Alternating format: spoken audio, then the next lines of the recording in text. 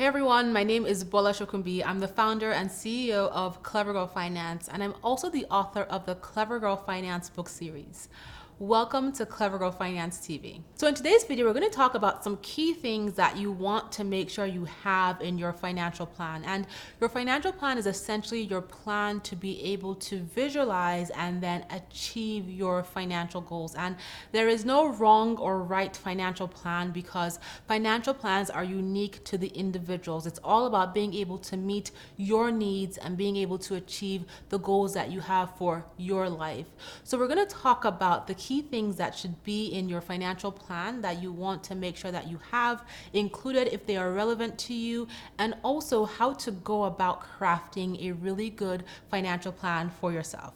So let's get into the topic. So when it comes to key data that should be in your financial plan, it should include the following. So your personal information, for example, your age, income, tax filing status, number of children, etc., your financial goals and a big picture overview. So what are your assets, what debt do you have, etc., a debt elimination plan, an investment plan so you can build assets, personal insurance details, an estate plan, which would include things like your will, beneficiaries, directives, power of attorney, etc., and also a plan for income tax. So if you are working one-on-one with a financial planner or advisor, these are data points or information that they will most likely inquire from you to provide to them. Or like I mentioned, you can lay this all out in your own working document as you create your own financial plan. So let's talk about how to leverage each of these elements in your financial plan. So the first thing you want to do outside of laying out all of your personal information is really get clear on your financial goals and your big picture. So what are the things that you want to achieve for yourself by when? How much do you want to have invested for retirement? When do you want to retire? How much debt do you have? When do you want to become debt-free?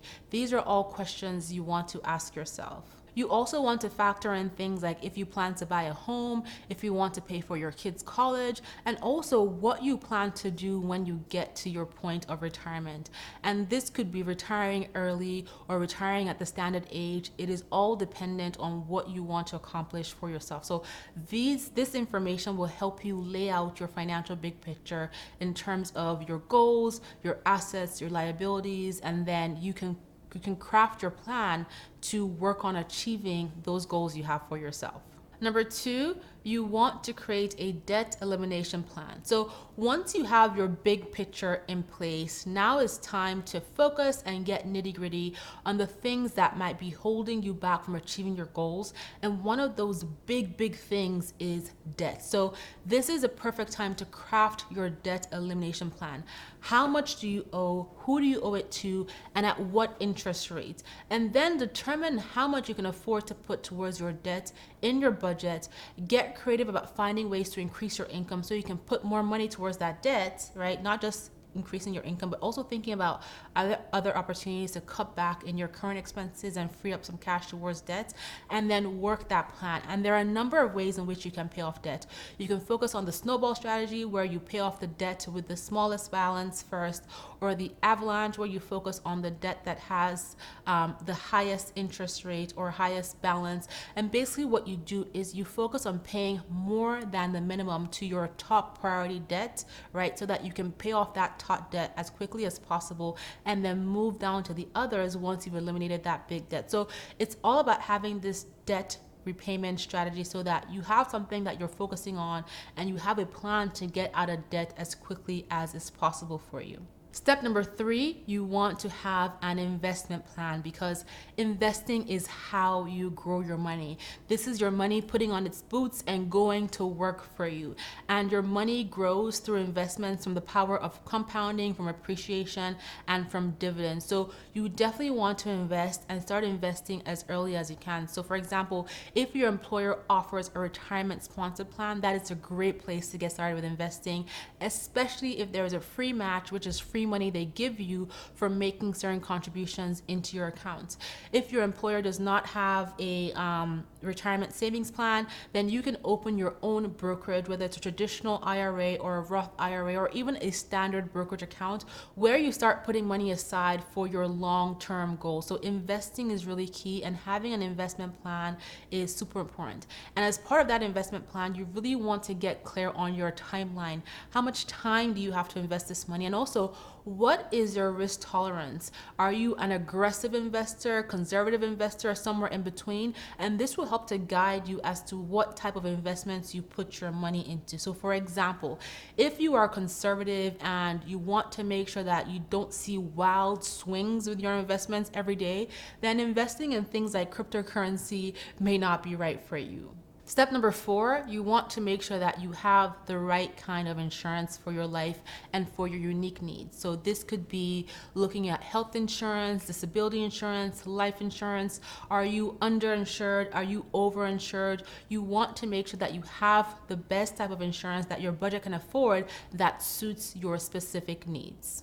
Leveraging insurance is also a way that you can create a legacy for your beneficiaries and for your dependents, specifically by leveraging life insurance. So take a look at your life insurance options if you do have life insurance, to make sure that it's going to fit your needs. And if you don't have life insurance and you have dependents, this is a great time to start exploring options for yourself. Step 5, create an estate plan. This is essentially planning for when you're no longer here, and there's nothing morbid about this.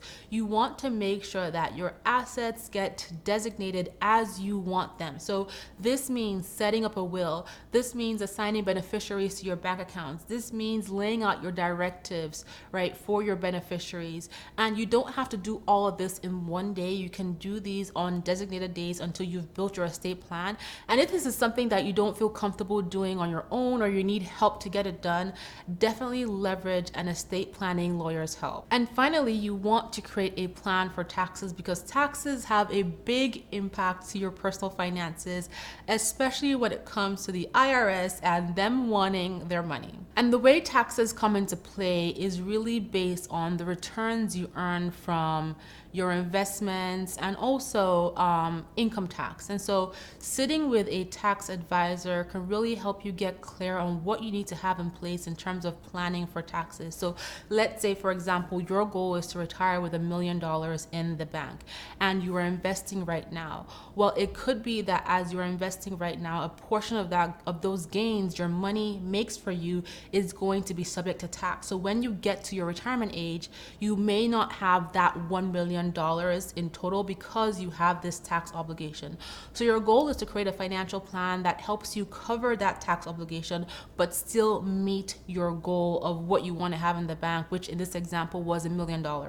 So basically having a conversation with a tax advisor, doing some research to understand how to plan out your investments and also your withdrawals come retirement time is really, really important. And also working with a tax advisor is something that I recommend, especially because tax laws change fairly often. And so it's a good idea to have someone that can guide you appropriately on that topic as you need it. So do you currently have a financial plan? Are you working with a financial advisor? Are you working at it on your own? I would love to know. Leave a comment below. I hope you guys have enjoyed watching this video, and if you have, hit the like button below, subscribe to this channel, and tell all your best girlfriends about Clever Girl Finance. Also, please stop by our Instagram page at Clever Girl Finance. We have such a great time engaging over there, and be sure to stop by our website at clevergirlfinance.com, where we have over 30 plus completely free courses. They are free to help you as you work on achieving your financial goals. Thank you for being here, and I will talk to you soon.